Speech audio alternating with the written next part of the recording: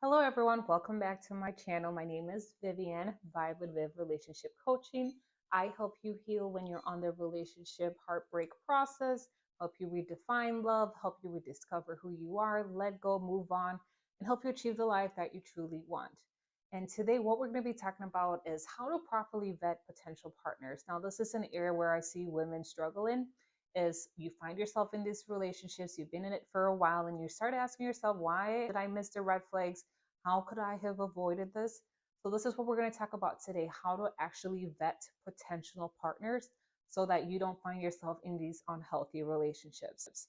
And as we all know, it sounds very cliche or very common, but although it's a very common step, we tend to miss this one a lot. And that is honestly knowing who you are.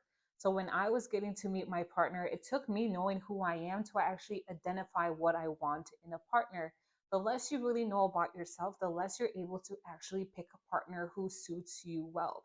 So for me, I wanted a partner who was goal oriented, who was a leader, someone who was empathetic, supportive, someone who had a similar religious background as me, someone who was family oriented. So these things for me were some of my non negotiables that I wanted in a partner. And because I had those things, I was now able to find a partner who aligned with those things.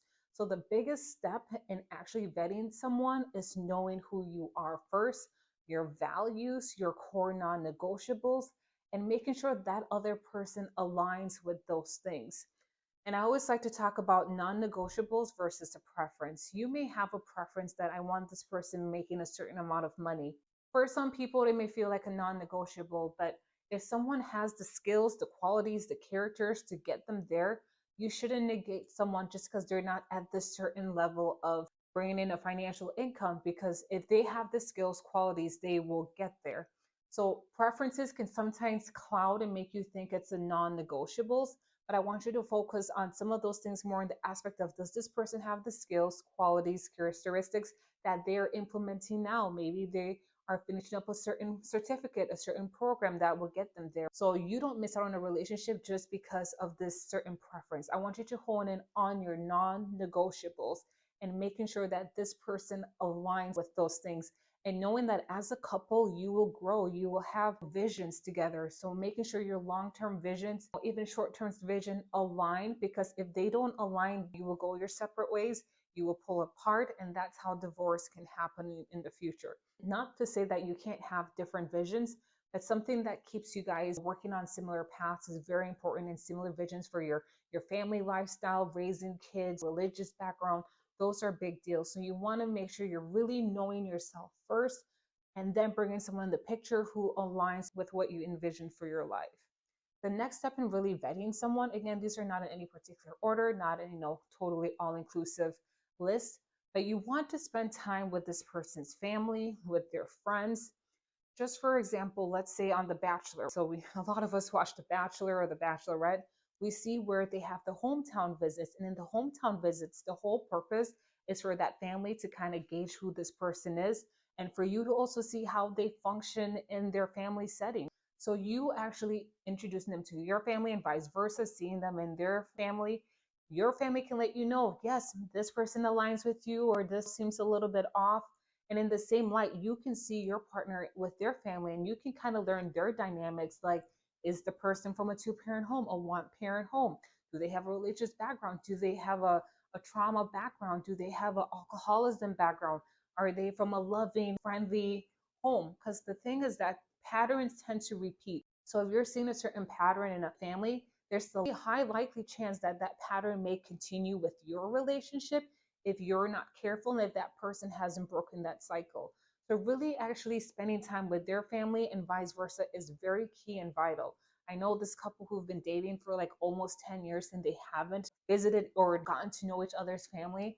And it blows my mind, because that's one of the biggest keys to actually vetting a potential partner, is meeting their friends, their family, and seeing them in that comfort zone.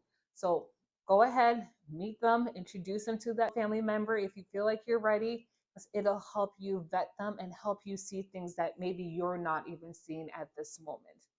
The next thing for you to do, if you are able to, I encourage everyone to do this.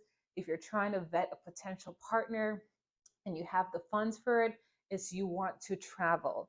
So that's something my partner and I did before we got married. We went on a traveling, we went on like a group travel thing to Florida. And can I tell you that when you travel with a potential partner, you get to see them out of their element? Because when you're just at home, going to work, working with the kids, etc., you get into a certain routine and you don't really see this person outside of that routine. So you think that, oh, yeah, they just handle stress this way, or when they become upset, this is, I already know how they respond. Now you need to take that person outside of their normal routine, and traveling allows you to do that. It allows you to see what happens when this person misses a flight. When, for example, when things don't go right, it lets you see that in a different way outside of being in your normal day-to-day routine. That's what my partner and I did, and it really got to bring to awareness certain qualities. And it's kind of interesting. After we traveled, that's when my partner actually proposed to me, because he felt like he could see this nurturing aspect of me, this supportive aspect of me that he hadn't actually seen when we were just in our day-to-day routine. But traveling allowed him to see this completely different side of me that he hadn't quite seen yet from us just doing our day-to-day routine.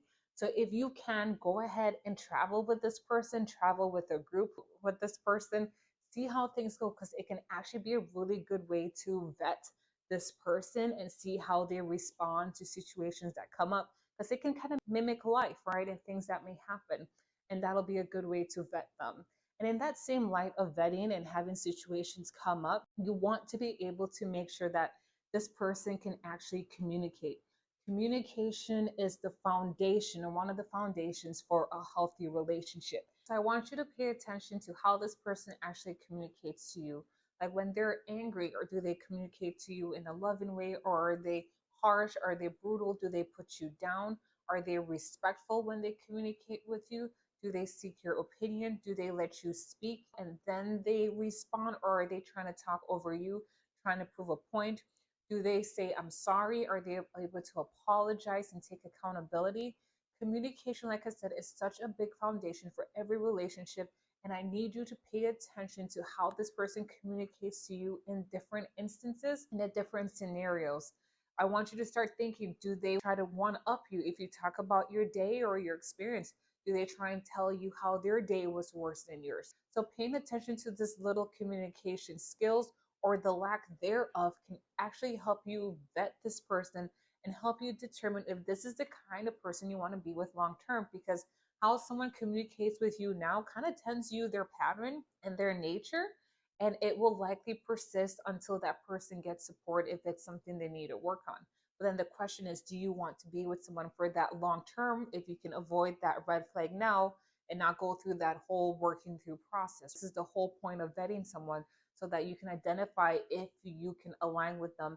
And communication is a big step in identifying that and determine whether this person can actually communicate, validate needs, be there for you emotionally. So you want to figure that out now. And on the next step, given that we're in this digital age, I encourage people to look people up. It may sound a little detective work, but doing a little bit of research can go a long way. I worked with someone who happened to find out that she was with someone who was actually in the process of getting married. And the way she was able to find out was she did a Google search about this person, and the person's wedding registry came up because their name, obviously, they're registered on one of those sites.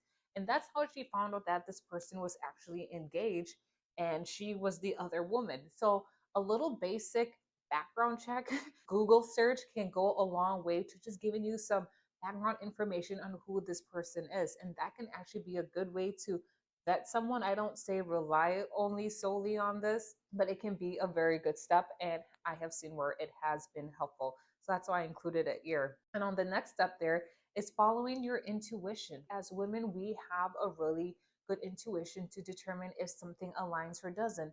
And I always like to say that intuition is this clear direction of what you need to do next, even though you may not agree with that step, but it's this clarity about your next step.